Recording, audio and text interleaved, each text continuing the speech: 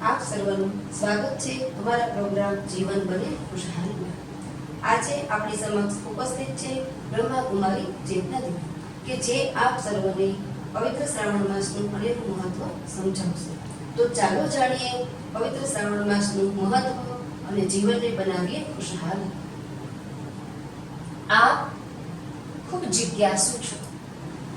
આપે જે પ્રશ્ન કર્યો કે અમને પવિત્ર શ્રાવણ માસ વિશે થોડું મહત્વ સમજાવશો, તો પવિત્ર શ્રાવણ માસ એટલે હિન્દુ ધર્મ સંસ્કૃતિની અંદર આવતો એક વિશેષ માસ, જે માસ માટે શિવજીની વિશેષ આરાધના, ઉપાસના, પૂજા, અર્ચના અને વંદના કરવામાં આવે છે। શ્રદ્ધાળુ ભક્તો એક માસ દરમિયાન પોતાની શ્રદ્ધા અને વિશ્વાસને પ્રગટ કરવા માટે શિવજીના મંદિરે દર્શન કરવા માટે જાય છે। તો દીદી ભોળાનાથને રીઝવવા માટે અલગ અલગ વિધિઓ અને અપનાવી માધ્યમો દ્વારા એક શિવને રીઝવવાના પ્રયત્નો કરી રહ્યા છે। તો હું તમને એ પૂછવા માંગુ છું દીદીજી કે 12 માસની અંદર આ પવિત્ર શ્રાવણ માસમાં જે લોકો સવારે વહેલા ઉઠી સ્નાન કરી અને અભિષેક કરવા જાય છે, તો એનું શું મહત્વ છે? એટલા માટે કે કદાચ 12 માસ દરમિયાન માનવ જીવનની સાંસારિક જિંદગીની અંદર આ સમાજની દોડની પાછળ દોડનાર માનવ રેગ્યુલરી પોતાની જીવન લાઈફમાં કદાચ સમય આપી શકતા હોય અથવા તો ન પણ આપી શકતા હોય, પરંતુ 12 માસ દરમિયાન વિશેષ લોકોની એ શ્રદ્ધા હોય છે કે 12 માસ આપણે કશું જ નથી કર્યું, પરંતુ કદાચ આપણે એક માસ દરમિયાન જો શ્રદ્ધા અને વિશ્વાસથી આરાધના કરશું, ઉપાસના કરશું, તો ભોળાનાથ તો એવા દેવ છે અને એવા ભગવાન છે કે જે જલ્દીથી પ્રસન્ન થઈ જાય છે। એટલા માટે ભક્તો વિશેષ શ્રાવણ માસમાં એક મહિનાને મહત્વ આપી અને એક માસ દરમિયાન કન્ટિન્યુ સમય આપીને પણ શિવ મંદિરે જાય છે અને પોતાની મનોકામનાઓ અને પોતાના શ્રદ્ધા વિશ્વાસને પ્રગટ કરે છે। તો શ્રાવણ માસમાં ભક્તો જે પણ પૂજા સામગ્રી વિધિ અપનાવવામાં આવે છે, તો આ વિધિમાં અભિષેકનું પણ વિશેષ મહત્વ છે। શિવજીને ચડાવવામાં આવતી અલગ અલગ સામગ્રી કે જેની અંદર શિવજી ઉપર ફૂલ ચડે છે, દૂધની લોટી ચડાવવામાં આવે છે, શિવજીને ચંદનનું તિલક કરવામાં આવે છે, ત્રિપુંડ લગાવવામાં આવે છે, હા, બિલીપત્ર પણ ચડાવવામાં આવે છે। તો આ બધું જે વિધિ કરવા પાછળનું આધ્યાત્મિક એક રહસ્ય છે કે જે હિન્દુ સંસ્કૃતિ અને હિન્દુ ધર્મની સાથે જોડાયેલું છે। તો પવિત્ર શ્રાવણ માસમાં જે શ્રદ્ધાળુ લોકો પોતાની મનોકામનાઓ પૂર્ણ કરવા માટે વિશ્વાસ લઈને શિવની આરાધના કરવા માટે શિવ મંદિરે જાય છે, તો અભિષેક શા માટે? માત્ર એક ભોળાનાથ શિવજી એવા છે, ભગવાન છે, જે જોલી ભરનાર છે, જલ્દીથી પ્રસન્ન થઈ જનાર છે અને વરદાન આપનાર છે। એટલા માટે એમના ઉપર અભિષેક કરવામાં આવે છે। આમ જોઈએ તો શ્રી કૃષ્ણ પણ દેવ છે, પૂજનીય છે, આરાધ્ય છે, શ્રી રામજી પણ દેવ છે, પૂજ્ય છે, આરાધ્ય છે, પરંતુ એમની ઉપર જે શ્રદ્ધાળુ ભક્તો જાય છે એ ફૂલ ચડાવે છે, ફૂલહાર ચડાવે છે, પરંતુ શિવજી ભોળાનાથ પર દૂધનો અભિષેક કરવામાં આવે છે। એ શા માટે કે દૂધનો જ અભિષેક શિવ પર કરવામાં આવે છે? દૂધના અભિષેકનું વિશેષ મહત્વ તો એ છે કે લોકોની ભાવના એ છે કે દૂધ ચડાવીએ એટલે ભોળાનાથ જલ્દી પ્રસન્ન થઈ જાય, પરંતુ જોઈએ આપણે ખરેખર દૂધ ચડાવવાનું આધ્યાત્મિક રહસ્ય આપણી પ્રકૃતિના 5 તત્વો છે. 5 તત્વ દ્વારા જ બનેલું આ માનવ શરીર છે. આ 5 તત્વને શુદ્ધ કરવા માટે, શુદ્ધિકરણ માટે અને 5 તત્વને સતોપ્રધાન બનાવવા માટે એને પંચામૃત કહેવામાં આવે છે. હા દીદીજી, આ પંચામૃતનું પણ આમાં વધારે વિશેષ મહત્વ હોય છે. એ શા માટે આમાં? પંચામૃત શિવજીને અભિષેકમાં આપવામાં નથી આવતું. પંચામૃત શિવજીને પ્રસાદ તરીકે ધરાવવામાં આવે છે. તો પંચામૃતની અંદર આપણે જોઈએ દહીં, દૂધ, ઘી, સાકર અને મધ. 5 વસ્તુ હોય આ 5 વસ્તુઓ છે. અને જે પાંચેય રીતે વસ્તુઓ પવિત્ર કહેવાય છે. 5 વસ્તુઓને પવિત્ર અને શુદ્ધ કહેવામાં આવે છે. તો એ 5 તત્વ પંચામૃત છે. પાંચેયનું સંયોજન, મિશ્રણ અને મિલન એટલે પંચામૃત બન્યું. માત્ર એક વસ્તુ આપણે લઈએ છીએ એનું નામ અલગ છે. દૂધ છે એનો ઉપયોગ પણ અલગ રીતે છે. દહીં છે તો એનો ઉપયોગ પણ અલગ રીતે છે. પરંતુ પંચામૃત બન્યું કઈ રીતે? તો આ 5 તત્વ એટલે કે 5 વસ્તુઓનું મિશ્રણ, પાંચેય વસ્તુ આપસમાં મળી મિલનસાર એટલે પંચામૃત. 5 વસ્તુ, પવિત્ર વસ્તુ મળી એનું મિશ્રણ બન્યું એટલે આપણે એને પંચામૃત. પાછળ જે શબ્દ આવે છે અમૃત, અમૃત માટે આપણી ભારતીય સંસ્કૃતિના શાસ્ત્રની અંદર બતાવ્યું કે જે અમૃત માટે અસુરો અને દેવતાઓની લડાઈ થઈ. તો એ અમૃતનું એટલું મહત્વ શા માટે? કેમ કે આપણે એ સાંભળ્યું છે અને આપણે જોયેલું પણ છે કે અમૃત પીવાથી અમરત્વ પ્રાપ્ત થાય, કે અમર બની જવાય એટલા માટે અમૃત માટે દેવો અને અસુરો પણ લડાઈ કરી. એ જ અમૃત. તો એ અમૃત એટલે કયું અમૃત? અને મંથન એટલે કયું મંથન? અને પંચામૃત એટલે કયું અમૃત? એટલે બધાનું અલગ અલગ જ રહસ્ય છે અને અલગ અલગ બધાનું મહત્વ છે. અલગ અલગ. બરાબર છે.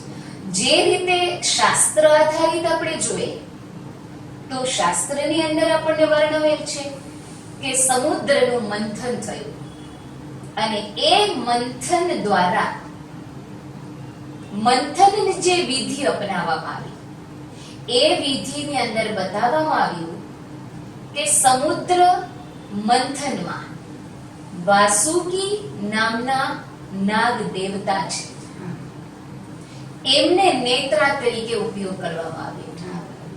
મંદરાચલ પર્વત છે જેને મેરુ પર્વત પણ કહેવામાં આવે છે, એમનો રવૈયા તરીકે ઉપયોગ કરવામાં આવ્યો છે. હવે આપણે અહીંયા સમજવાનું એ છે, આપણે જાણ્યું છે કે પૃથ્વીના 3 પાર્ટ છે જે પાણીથી સંજોયાયેલ છે અને એક પાર્ટ માત્ર છે કે જેમાં પૃથ્વી છે. હવે આટલા મોટા સમુદ્રનું મંથન કરવામાં આવ્યું, આપણે જે સાંભળ્યું છે, અને એ મંથન કરતા કરતા સમુદ્રમાંથી અલગ અલગ વસ્તુઓ નીકળી. તો એમાં બતાવવામાં આવ્યું કે કાલકૂટ નામનું ઝેર નીકળ્યું. જ્યારે આ ઝેર નીકળ્યું ત્યારે બધાના શ્વાસ રૂંધાવા લાગ્યા. કારણ કે બધા તો અમૃતની જ આશામાં હતા કે અમૃત જ બધાને જોઈતું. એમાં નીકળ્યું છે એટલે બધા આમ સ્નિગ્ધ થઈ ગયા કે હવે શું પણ. શ્વાસ લેવામાં તકલીફ પડવા લાગી કેમ કે હળાહળ ઝેર નીકળ્યું. હવે એ ઝેરનો સમાવેશ કોણ કરે? તો ત્યારે બધાનું ધ્યાન કેન્દ્રિત થયું દયાના સાગર, રહમ દિલ, ભોળાનાથ શંભુ જેને સ્વયંભૂ શિવ કહેવામાં આવે છે. કેમ કે શિવ છે એ ભોળા છે, એટલે ખ્યાલ છે કે ભક્તોના દુઃખ અને કષ્ટને એ જલ્દીથી ભરી લે છે. એટલા માટે એ ઝેર છે એ શિવજીએ પોતાના કંઠમાં સમાવ્યું. ખરેખર આધ્યાત્મિક રીતે આપણે જોઈએ તો જ્યારે આપણા મનની અંદર ચાલતા સંકલ્પો, જેને આપણે થોટ્સ કહીએ છીએ, જેને આપણે વિચાર કહીએ છીએ, તો આ વિચારોનું જ્યારે મંથન ચાલે, જીવન રૂપી સાગરમાં વિચારોનું સાગર મંથન ચાલે, અને આ વિચારોનું મંથન જ્યારે થવા લાગે, જેને આપણે મનન કહીએ છીએ, જેને આપણે ચિંતન કહીએ છીએ, તો આ મંથન જ્યારે ચાલે ત્યારે સ્વયંની અંદર, આપણી અંદર જે દુર્ગુણ અને બુરાઈઓ છે, જે કામ, ક્રોધ, લોભ, મોહ, અહંકાર, ઈર્ષા, દ્વેષ, ઘૃણા, નફરત, આ ઝેર સમાન છે.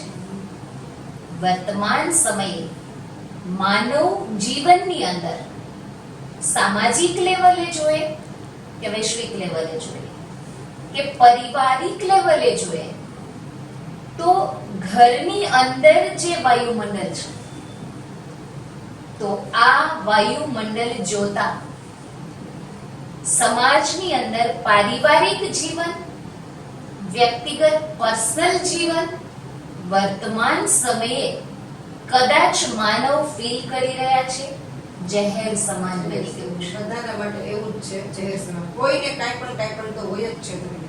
નાની મોટી સમસ્યાઓ, પ્રોબ્લેમ, હોય જ છે. પરિસ્થિતિઓ, પરીક્ષાઓ હોય જ છે. હર મનુષ્યની સામે જીવનમાં આવતી જ હોય છે. હા. કોઈને થોડી આવે, કોઈને છે પણ હોય જ છે. તો એટલા માટે માનવને પોતાનું જીવન ઝેર સમાન લાગવા લાગ્યું છે. તો આ ઝેર એટલે જ આ દુર્ગુણ અને બુરાઈ. તો જ્યારે આપણે આપણું સ્વયંનું મંથન કરવા લાગીએ, ચિંતન કરવા લાગીએ, ત્યારે આપણી અંદર રહેલા જે દુર્ગુણો અને બુરાઈઓ છે એ કાલકોટ નામનું ઝેર છે.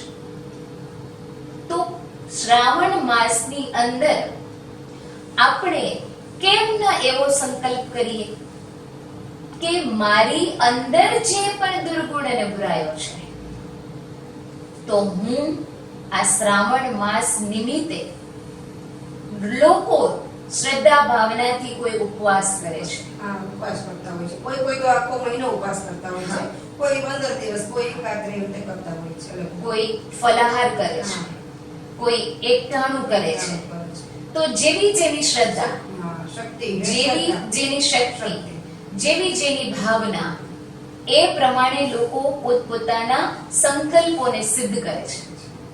તો આપણે પણ કેમ ના એવો સંકલ્પ કરીએ કે આટલો સુંદર પવિત્ર શ્રાવણ માસ, અને એમાં પણ સોનામાં સુગંધ કહીએ તો શ્રાવણ માસની શરૂઆત જ સોમવારથી થઈ છે. અને સોમવાર એટલે શિવજીનો વાર. તો ખરેખર આ વર્ષ એ ભાગ્ય લઈને આવ્યું છે સર્વના માટે કે શ્રાવણ માસની શરૂઆત સોમવારથી થઈ રહી છે. એ ખૂબ જ સારું કહેવાય, આપણા માટે ખૂબ જ સારું કહેવાય. સર્વ માટે ખૂબ જ સૌભાગ્યની વાત છે. કેમ કે લકી, ભાગ્યશાળી એટલે શ્રાવણ માસની શરૂઆત સોમવારથી થઈ રહી છે. એમાં પણ ભોળાનાથ શિવજીની એક અસીમ કૃપા છે. તો સોમવારથી જ્યારે શ્રાવણ માસ કાલથી જ શરૂ થઈ રહ્યો છે, તો આપણે આ પવિત્ર શ્રાવણ માસ સોમવારમાં નિમિત્તે આપણે પણ એક સંકલ્પ કરીએ, ભગવાન ભોળાનાથ પાસે સંકલ્પબદ્ધ થઈએ કે આપણે ન માત્ર સોમવાર, ન માત્ર શ્રાવણ માસ, પરંતુ જે શ્રદ્ધા અને વિશ્વાસ લઈને આપણે મંદિરે જઈએ છીએ, પરંતુ માત્ર એક માસ જઈએ છીએ, તો આપણે એ લક્ષ્ય કેમ ના રાખી શકીએ કે જે રીતે આપણે આપણા રેગ્યુલર જીવનની અંદર જે આપણી દિનચર્યા છે, રેગ્યુલરલી આપણી જે એક્ટિવિટી છે, એને આપણે આપણા જીવનમાં રેગ્યુલર મહત્વ આપીએ છીએ. જે બધું કરવાનું છે તો કરીએ જ છીએ. કરીએ જ છીએ. સાંજ સુધીમાં જે નિમિત્ત છે કે આ કરવું છે, આ કરવું છે, આટલા વાગ્યા એ તો કરીએ જ છીએ. નિયમ છે હા, અને આ જરૂરી પણ છે. જરૂર છે. જેમ કે આપણે સમજીએ છીએ સવારે ઉઠ્યા બ્રશ જરૂરી છે, સ્નાન કરવું જરૂરી છે. તો એ રીતે આપણે સમજીએ છીએ કે શરીરને ભોજન આપવું એ પણ જરૂરી છે, શરીરને આરામ આપવું એ પણ જરૂરી છે. તો પછી જે શરીર છે એ જે શક્તિ દ્વારા ચાલી રહ્યું છે, શરીરને ચલાવનાર શક્તિ તો આત્મા છે. હા, તો આત્માથી જ ચાલી રહ્યું છે. શરીર તો માત્ર નામ છે આપણું. હા, તો જેમ આપણે શરીરને મહત્વ આપીએ છીએ, શરીર માટે જે જે જરૂરત છે, જે આવશ્યકતા છે, એને આપણે રેગ્યુલર અને ટાઈમ ટુ ટાઈમ પૂરી કરીએ છીએ. તો શરીરને ચલાવનાર તો શક્તિ છે, આત્મા. તો એ આત્માને પણ જરૂર પડે છે, એની પણ કંઈક આવશ્યકતા છે.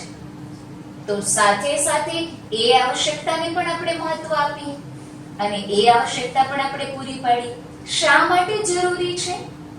એટલા માટે કે શરીર છે આત્માના આધારે. શરીરમાં આત્મા, જેને આપણે જીવ કહીએ છીએ, એ છે તો જ શરીર છે. જીવન તો જ સંભવ છે. આત્મા છે, શરીર અને આત્માનું મિલન એટલે જ જીવન. તો આત્મા શરીરમાં છે તો આપણું જીવન છે. તો જેમ શરીરને મહત્વ આપીએ, એનાથી પણ વિશેષ મહત્વ આત્માને પણ આપવું જોઈએ, તો જ આપણું જીવન છે. તો જે રીતે શરીરને આપણે સમજીએ છીએ કે સ્નાન જરૂરી છે, તો આત્માને પણ સ્નાન કરવું જરૂરી છે. તો કદાચ આપણે એમ સમજીએ છીએ કે આપણે તો ગંગામાં સ્નાન કરી લઈએ છીએ, એટલે પાપ ધોવાઈ જાય છે. હા, આપણી માન્યતા એ પ્રકારની છે કે આપણે ગંગામાં સ્નાન કરી લીધું એટલે આપણા પાપ ધોવાઈ ગયા. ગંગામાં સ્નાન કર્યું, પાપ ધોવાઈ ગયા. પરંતુ આપણા જીવન દરમિયાન ન માત્ર પાપ બને છે, આપણે ન માત્ર પાપ કરીએ છીએ, આપણે પાપ કરીએ છીએ, પાપ પણ કરીએ છીએ અને અપરાધ પણ કરીએ છીએ. હવે કદાચ આપને પ્રશ્ન થાય કે પાપ અને અપરાધમાં મને એવું થયું તો ખરા કે પાપ ને અપરાધ બે સરખું જ ને. પાપ એટલે અપરાધ, અપરાધ એટલે પાપ. હા. આપણે ગુનો કરીએ એ જ પાપ થયું ને. હા, અહીંયા પ્રશ્ન થવો એ સ્વાભાવિક છે, પરંતુ પાપ અને અપરાધમાં શું ભેદ છે, શું અંતર છે? પાપ એ છે કે જે અજાણતા થાય છે અને અપરાધ એ છે કે જે આપણે જાણી જોઈને કરીએ છીએ. જાણી જોઈને થાય એ અપરાધ જ કહેવાય. હા. ખ્યાલ છે કે આ નથી કરવાનું છતાં કરીએ છીએ તો એ આપણે અપરાધ કહેવાય. હા. અને જે ભૂલથી થયું એ પાપ થઈ હા. જાય છે. એક્ઝામ્પલ, આપણે ડસ્ટિંગ કરતા હોય, ઝાડુ લગાવતા હોય, એમાં કોઈ કીડી જીવજંતુ અજાણતા મૃત્યુ પામતા હોય, એ પાપ છે. આપણને ખ્યાલ જ નથી, આપણે ઝાડુ પાડતા હતા ને એમાં ભૂલથી આવી ગઈ એટલે એ મરી ગઈ, એટલે આપણાથી એ પાપ થઈ ગયું. આપણા જાણની વાત છે એટલે અજાણતા છે, અજાણતા થઈ. એ પાપ છે. હવે આપણે ડસ્ટિંગ કરી રહ્યા છીએ, કોઈ જંતુ નીકળ્યું, જેમ કે વંદો નીકળ્યો, કોકરોચ, આપણે ઝાડુથી એને માર્યો, એ અપરાધ છે. જાણી જોઈને કર્યું. હા, અપરાધ છે. હવે પાપ છે એ ક્ષમા યોગ્ય છે. ભૂલથી થયું હા. એટલે ક્ષમા યોગ્ય છે. હા, અપરાધ છે એ ક્ષમા યોગ્ય નથી. કારણ કે એ જાણી જોઈને કર્યું છે તો એમાં ક્ષમા કઈ રીતે? હા, એટલે જે ગંગા સ્નાનનું મહત્વ છે તો આપણે એમ સમજીએ છીએ કે જે જે પાપ થયા છે તો એ પાપ એમાં ધોવાઈ જશે. તો જેમ મેં બતાવ્યું, પાપ છે એ ક્ષમા યોગ્ય છે. પ્રાયશ્ચિત કરી લઈએ. ભગવાન ભોળાનાથ છે એની સમક્ષ આપણે સ્વીકાર કરી લઈએ તો હા પસ્તાવો વિપુલ ઝરણું સ્વર્ગથી ઉતરી, પાપી તેમાં ડૂબકી દઈને પાવન બને. પસ્તાવો કરવાથી આપણું પાપ ક્ષમા યોગ્ય છે, પરંતુ ન માત્ર સ્નાન કરીએ પાપ ધોવાય છે. પસ્તાવો કર્યા બાદ બીજી વખત એ અટેન્શન આવું ના જોઈએ, બીજી વખત ના જોઈએ. હા, એ અટેન્શન આપવાનું, એટલે એ ક્ષમા યોગ્ય છે. પરંતુ સ્નાન કયું કરવાનું છે? જેમ આપણે મંદિરે જઈએ છીએ તો વહેલા સવારના આપણે સ્નાન કરીને જઈએ છીએ, અને લોકોની શ્રદ્ધા પણ એવી હોય છે કે સ્નાન કરતી વખતે પણ એ અંતરની ભાવનાથી સ્નાન કરતા કરતા ગંગામાં નાહ્યા, ઘણા લોકો ગોમતીમાં નાહ્યા. એવું બોલતા હોય છે. હા, ઘણા એ એની ભાવનાને પ્રગટ કરતા હોય છે. તો આટલું મહત્વ છે સ્નાનનું.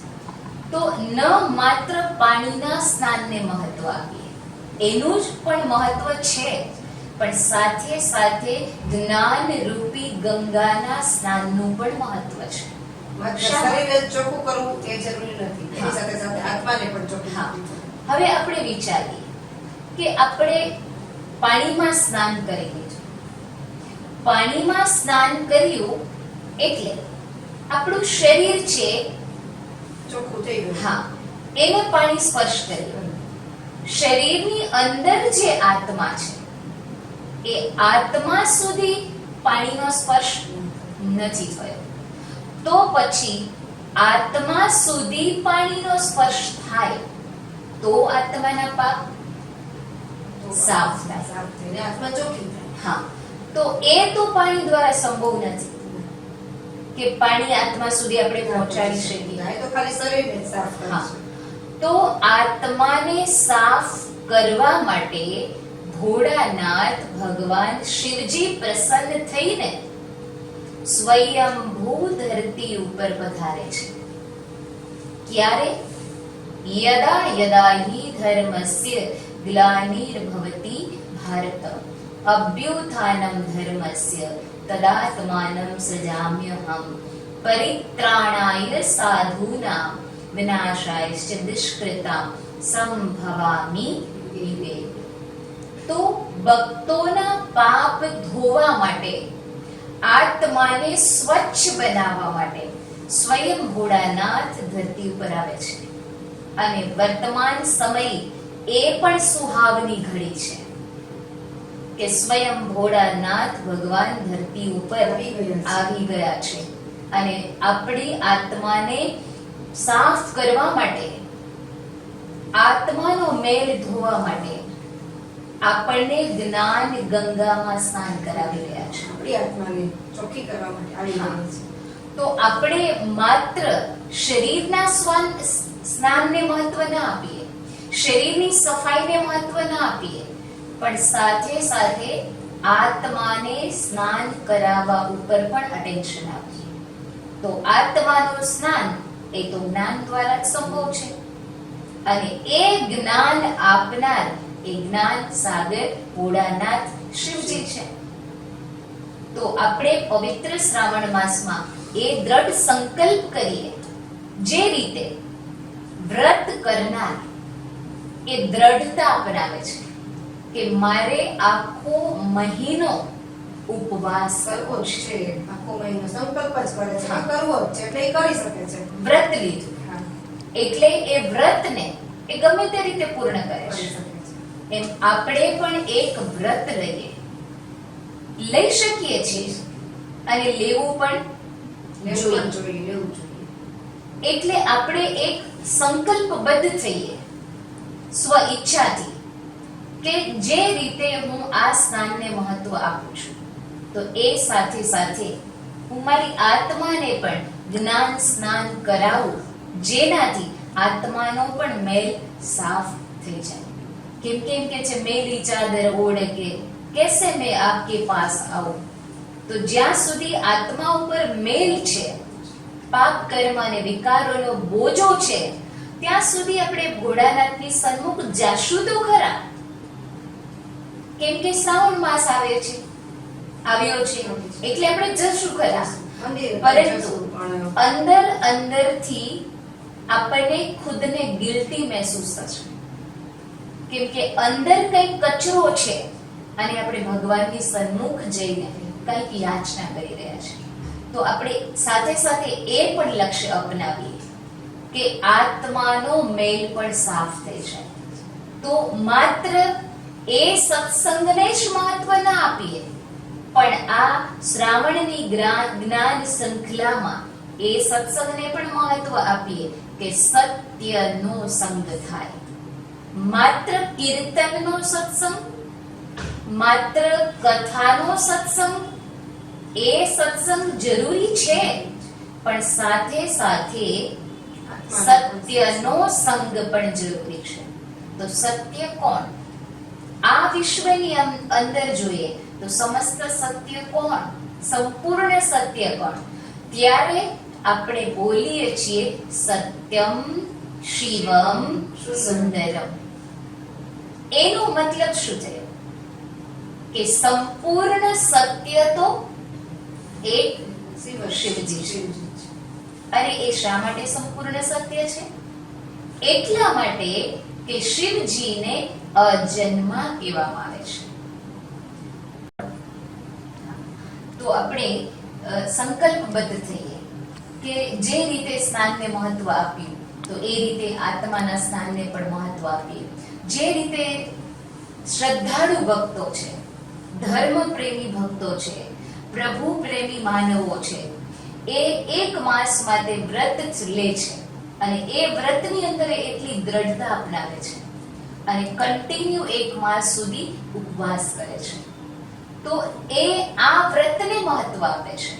તો એમ આપણે પણ એક વ્રત લઈએ, જીવનની અંદર એક વ્રત લઈએ કે હું પણ મારા જીવનની અંદર દરરોજ વધારે સમય નહીં તો કઈ નહીં, પરંતુ માત્ર દિવસની 5 મિનિટ, 10 મિનિટ, 15 મિનિટ જેટલું બની શકે એટલું આપણે આપણી આત્માને જ્ઞાન સ્નાન કરાવવાનું વ્રત લઈએ. શા માટે? કેમ કે આ જ જ્ઞાન સ્નાન દ્વારા આપણી આત્મા સ્વચ્છ બનશે. આત્મા સ્વચ્છ બનશે, શુદ્ધ બનશે એટલે શક્તિ આવશે, અને આત્મામાં શક્તિ આવશે એટલે શરીર પણ શક્તિશાળી રહેશે, શરીર તંદુરસ્ત રહેશે. અને શરીર તંદુરસ્ત હશે તો જ આપણે ભોળાનાથને રીઝવવા માટે ભક્તિ ભાવના અને વ્રત નિયમ કંઈ પણ કરી શકીશું. તો આપણી શ્રદ્ધા અને ભાવનાને સાંભળનાર, આપણા વિશ્વાસ અને આશાને પૂરી કરનાર ભોળાનાથ શિવજીને આપણે પ્રસન્ન કરવા માટે એક દ્રઢ સંકલ્પ અને વ્રતને અપનાવીએ અને વિશેષ આ શ્રાવણ માસના આધ્યાત્મિક રહસ્યને જાણીએ. ખૂબ સરસ દીદીજી, ખૂબ જ સરસ. તમારો ખૂબ ખૂબ આભાર. તમે ખૂબ જ સરસ અમને શ્રાવણ માસનું મહત્વ સમજાવ્યું. આપની પાસેથી અમને ખૂબ જ સરસ જાણવા મળ્યું. અમૃત મંથન વિશે પણ ખૂબ સરસ જાણવા મળ્યું. અને આજે તમે જે જણાવ્યું છે એ અમને ખ્યાલ નહોતો. શરીરનું તો આપણે બધા ચોખ્ખું કરતા જ હોઈએ છીએ, શરીરનું સ્નાન તો કરતા જ હોઈએ છીએ, પણ આત્માનું પણ સ્નાન કરવું જોઈએ. તો આત્માનું જ્ઞાન સ્નાન કેવી રીતે થાય તે તમે ખૂબ જ સરસ અમને સમજાવ્યું. અને અમે પણ આજથી જ એવો દ્રઢ સંકલ્પ કરીએ કે અમે પણ અમારી આત્માને આજથી જ જ્ઞાન સ્નાન વધીમાં વધી 5 મિનિટ, 10 મિનિટ જ્ઞાન સ્નાન કરાવશું અને અમારી આત્માને સ્વચ્છ બનાવવાનો દ્રઢ સંકલ્પ કરીશું. તો આગળ પણ આપણે દીદીજી પાસેથી ઘણું બધું જાણશું. પછી શ્રાવણ માસનું કેટલું બધું મહત્વ છે એ પણ આપણે જાણશું. તો આપણે બધા દીદીજી સાથે આવી રીતે જોડાઈને રહીશું અને અમે બીજા એપિસોડમાં પણ આપ સૌ અમારી સાથે જોડાઈને રહેજો. દીદીજી, આપનો ફરીથી ખૂબ ખૂબ આભાર. ઓમ શાંતિ.